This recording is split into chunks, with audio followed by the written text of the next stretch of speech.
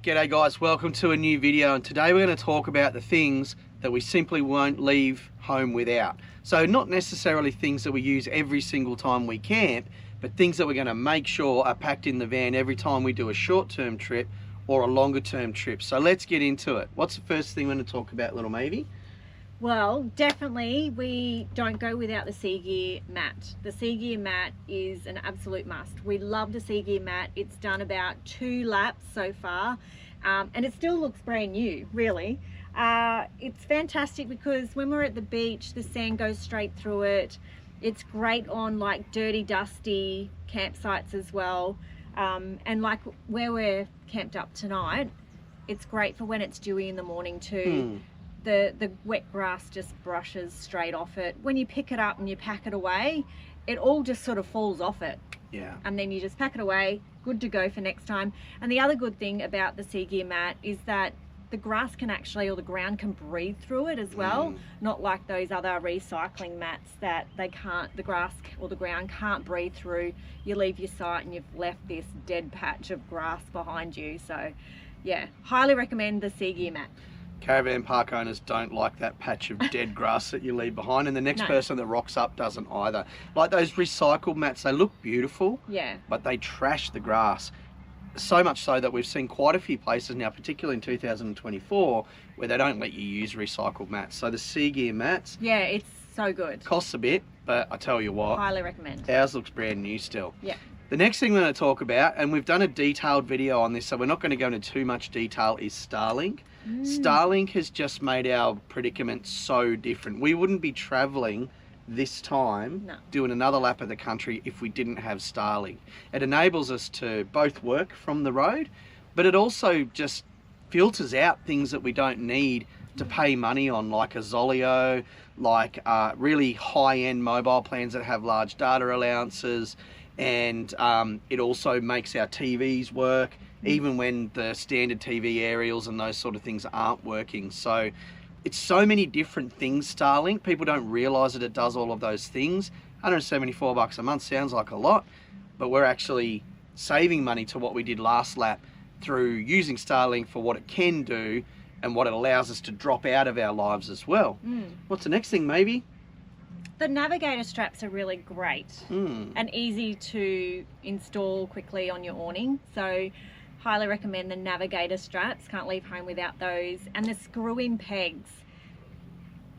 I'm sorry, but screw-in pegs, your drill and your extended drill bit. I'll leave that with you. Oh, yeah. So when we were in WA recently, we probably mentioned it on another video, the ground is hard. A lot of the campsites that you go to in WA are like compressed, almost like metal dust or blue metal, but it's not blue in WA, it's like a sandy colour. But it's so hard to get your pegs into. So we found out really, really quickly that instead of burning the motor out in the drill, that we needed like a long auger piece. I carry an 8mm and a 10mm with me, just depending on what pegs I'm using, because you have to drill pilot holes to actually be able to get the pegs into the ground. You've probably seen images of me sweating bullets trying to do that. Now the next thing I want to talk about is our canopy table, and that may sound a little bit bizarre, but the table that we use while we are traveling is absolutely awesome. It is custom to the RSI SmartCap, however, there's many other options that you could do, and what I love about our canopy table is, one, it's a really good size for the two of us. Yeah. Two, it's always with us because it sits up on the roof of the canopy, as you would have just seen in that video. And so whether we're at our campsite or whether we're going out for the day, we often go out to the beach for the day. We'll go down to the beach and you'll need a table to prepare your food and those sorts of things. I absolutely love our canopy table. I would not be without it. Yeah, agree. What's next? Your muck mats.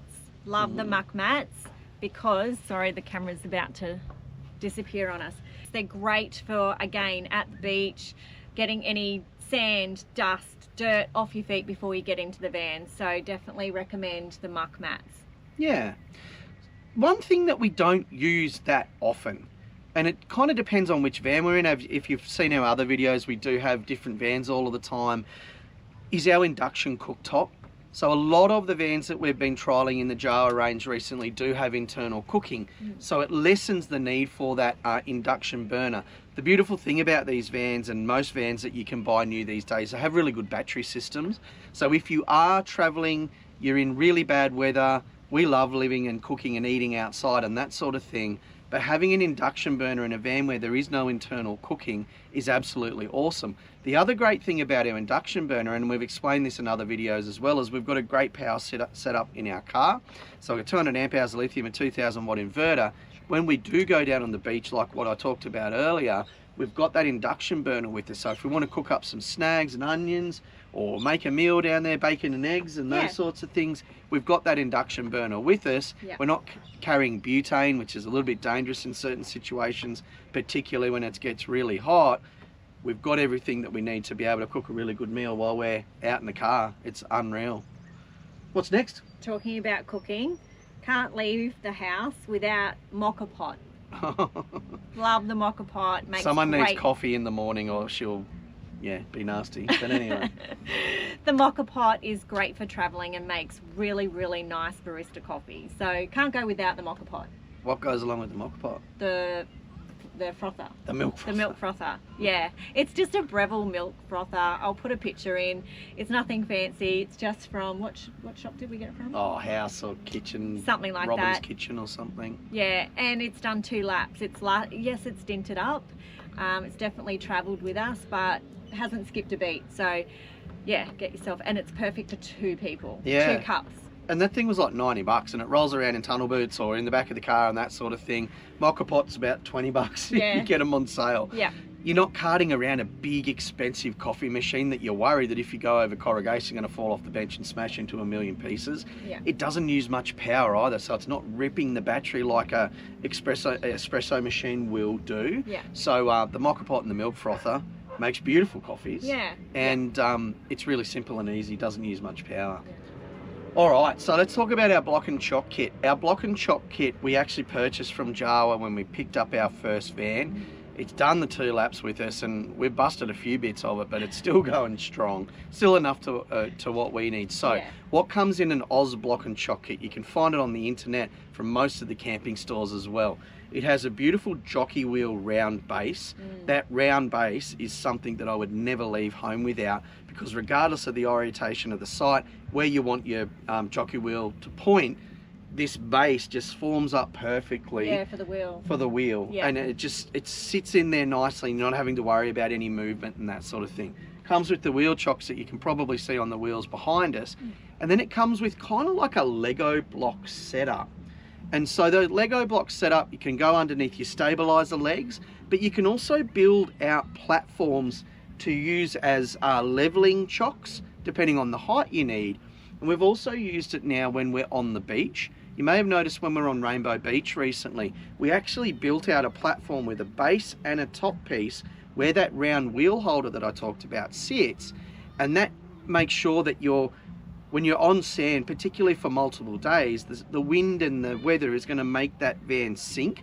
Whereas if you've got a beautiful big platform underneath your jockey wheel or anything else where you need point of contact and there's going to be weight, it distributes it over a much larger surface. So I love the Aussie block and chock kit. 1, it's pretty durable and it's lasted a long time. Yeah. 2, it's lightweight. And 3, it can be configured to what you need to use it for. Yeah. So we really love it. Great investment. I think we paid $250 for it. Would not leave home without it. Anything else? I've forgotten because I got so excited about the block and chock kit. Oh, inside the van, mattress topper. Oh, yeah. We talk about that a little bit. You really need a mattress topper, particularly when you're in and out of different vans like we are, which not many people are. However, caravan mattresses are never going to be like your $5,000 mattress at home. They're designed to be lightweight. They're designed to move around, particularly with bump outs and that sort of thing. But we love our mattress topper. Yeah, we always have a mattress topper on. So we've had a few. We don't have any one particular brand or manufacturer that we recommend. But yeah, we just recommend a mattress topper to your comfort. Yeah. Yeah. The last thing I'm going to talk about, guys, is pretty run-of-the-mill, pretty standard stuff for most people that travel a bit. Make sure you've got a decent lithium cordless drill like an M18 drill or something like that. We utilise a Ryobi one at the moment. I'm in the middle of swapping things over, so I'm going to go to Milwaukee. One, because the two boys at home that are tradies have heaps of Milwaukee batteries and chargers lying around. Two, I just bought a Milwaukee cordless chainsaw. It is a mint, like seriously mint. So my drill, which has done its job really, really well on a couple of laps around Australia, is about to get swapped out for a nice shiny Milwaukee one, which should last forever. But make sure, if you're thinking about the things that are going to run off these lithium-ion batteries, your drill, your blower if you're traveling with a blower, your chainsaw, if you're needing circular saws or recip saws and those sorts of things as well. Just think about what you're going to need them for, and make sure you're carrying them. Oh, we've got a Milwaukee radio or boombox that we use as well some of the time. So stick to the same manufacturer. But definitely a drill, because the drill puts your pegs in for your awning and also does the legs on the van as well with ease. None of this manual winding down the legs, winding back up the legs. Hot tip, use the drill. Yeah, I wouldn't recommend an impact driver that's really, really powerful, because that may do the gears and the componentry that sit within that leg winder. But if you're thinking about it, you're focused on it, you're not paying attention to things, you can get those legs down and up nice and easy without ruining your legs and those sorts of things. A lot of people don't use drills because they think they're going to ruin all their legs. So just be careful with that, guys. Anything else, maybe? I think that's about it. I think that's about it. I mean, obviously we didn't talk about our kettle, our pots and pans, our knives and forks. No, and you know, like the essentials that you always take. Pretty basic stuff. Take those, of course, but these are just things that we wouldn't go without. So yeah, most of them don't cost a lot of money either, guys, so make sure you got them with them.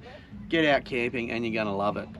If you haven't heard anything in this video, guys, make sure you're asking questions, and if you've got any great ideas for us as well, make sure you drop it in. We love to hear your ideas. All right, cool. We'll see you in the next one. Thanks, guys.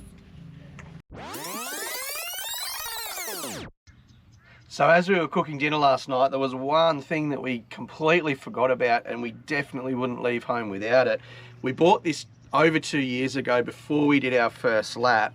It's a plain old cast iron flat plate, I guess you would call it. This side for snags and veggies and that sort of thing. This side for doing steak. And we use it probably 3 times as much as we use our barbecue. So we'd originally bought this as a substitute for a barbecue to save on some weight. We ended up having to get a barbecue because we wanted to have sort of an oven style thing. However, you can definitely survive without a barbecue, but I wouldn't be leaving home without one of these plates. The great thing about this as well, being cast iron, chuck it straight onto the coals, sit it on top of a grid over an open fire, so you can basically use it anywhere. And the last thing we need to add in, guys, because you kind of need to do that these days, is we're not actually paid to endorse any of the things that we've talked about in this video. We simply have bought these things over the years and they've become essentials in terms of our overall packing for our travels. So I hope you enjoyed this one, guys. As always, whack the questions in that we haven't covered. We love hearing from you guys and getting your questions. If you haven't already, like and subscribe, and we'll see you in the next one. Thanks, everyone.